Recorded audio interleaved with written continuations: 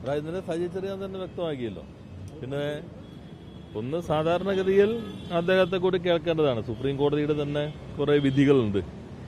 ഇങ്ങനെ ഒരു കേസിൽ നടപടികൾ വേണ്ട എന്ന് വന്നാൽ അതോടുകൂടി പിന്നെ മറ്റേ കക്ഷിയെ കൂടി കേൾക്കണം എന്ന സുപ്രീം കോടതി വിധികൾ കൂടി ഉള്ളതാണ്. അതുകൊണ്ട് സ്വാഭാവികമായിട്ടും ആ നാച്ചുറൽ ജസ്റ്റിസ് സജി ചെറിയാൻ കൂടി അവകാശപ്പെട്ടതാണ്. അത് ഇന്നലെ അദ്ദേഹം വ്യക്തമാക്കിയിട്ടുണ്ട്. പിന്നെ മന്ത്രി എന്ന നിലയിൽ തുടരാമോ എന്ന പ്രശ്നം 21ാമത്തെ ഖണ്ഡിക വ്യക്തമാക്കിയിട്ടുണ്ട്. മന്ത്രി ആയതുകൊണ്ടാണ് ഇന്ന് ഉദ്യോഗസ്ഥൻ അന്വേഷിക്കണമെന്ന് പറഞ്ഞത്. അതുകൊണ്ട് കോടതിയുടെ നിലപാട് വ്യക്തമാണല്ലോ. മന്ത്രി ആയതുകൊണ്ട് ഇന്ന നിലവാരത്തിലുള്ള ഉദ്യോഗസ്ഥനാണ് അന്വേഷിക്കേണ്ടത്. അപ്പോൾ സ്വാഭാവികമായിട്ട് അത് തന്നെയാണല്ലോ പറഞ്ഞിട്ടുള്ളത്. മറ്റു കാര്യങ്ങൾ ഈ ഭാഗം നിയമപരമായിട്ട് അദ്ദേഹത്തിൻ്റെ ഭാഗം കൂടി കേൾക്കേണ്ടതാണ് എന്നുള്ള സജി ചെറിയാൻ പറഞ്ഞ ഭാഗം അത് വളരെ ശരിയായ ഭാഗമാണെന്ന് തോന്നുന്നു. അത്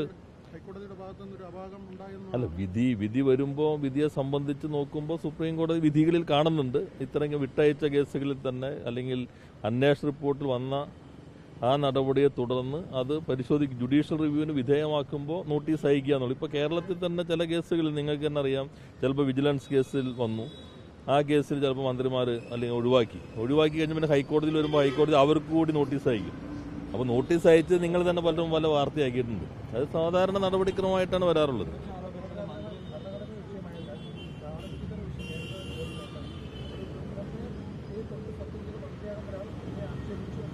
അത് ഭരണഘടനാപരമായി തന്നെ അദ്ദേഹത്തിന്റെ അവകാശമാണല്ലോ പറഞ്ഞു. പ്രതിപക്ഷത്തിന് എപ്പോഴുള്ള ആവശ്യമാണല്ലോ. ഞാൻ പറഞ്ഞ കോടതി തന്നെ ഈ വിധിന്യായത്തിൽ വ്യക്തമാക്കിയിട്ടുണ്ട്.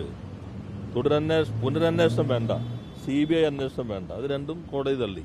തുടരന്വേഷണമാകാം. തുടരന്വേഷണം ആകുമ്പോൾ മന്ത്രി ആയതുകൊണ്ടാണ് ഇന്നാൾ വേണം. മന്ത്രി ആയതുകൊണ്ട് സ്ഥാനത്തിരുന്ന് തന്നെ അന്വേഷണം നടത്താന്നാണല്ലോ എൻ്റെ കോടതിയുടെ എൻ്റെ വ്യാഖ്യാനം. അപ്പോൾ അത് ആ ഭാഗം വ്യക്തമാണ്. അല്ല, അവരുടെ ഒരു ഉത്തരവാദിത്തമാണല്ലോ, അവരുടെ ജോലി അതല്ലേ ഇപ്പോഴും രാജി ആവശ്യപ്പെടുക എന്നുള്ളത്.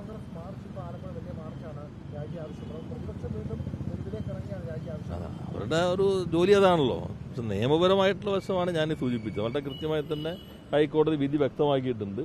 മന്ത്രി ആയിരിക്കുന്നത് കൊണ്ട് ഇന്ന ഉദ്യോഗസ്ഥനാണ്. അപ്പോൾ മന്ത്രി ആയിരുന്നു തന്നെ അന്വേഷണം നടത്താം. പിന്നെ മന്ത്രി ആയിരിക്കുന്ന ഒരാൾ നടത്തുമ്പോൾ അതിൽ വേറെ CBI അന്വേഷണമൊക്കെ ആവശ്യപ്പെടുന്ന ഘട്ടത്തിൽ കോടതി ഈ പറഞ്ഞ ഭാഗങ്ങളൊക്കെ ഉണ്ടെങ്കിൽ പോലും കോടതി ക്രൈംബ്രാഞ്ച് അന്വേഷിക്കട്ടെ എന്ന് പറയുമ്പോൾ കേരളത്തിലെ പോലീസ് സംവിധാനത്തിലുള്ള വിശ്വാസം കൂടി കോടതി പ്രകടിപ്പിച്ചിട്ടുണ്ട്.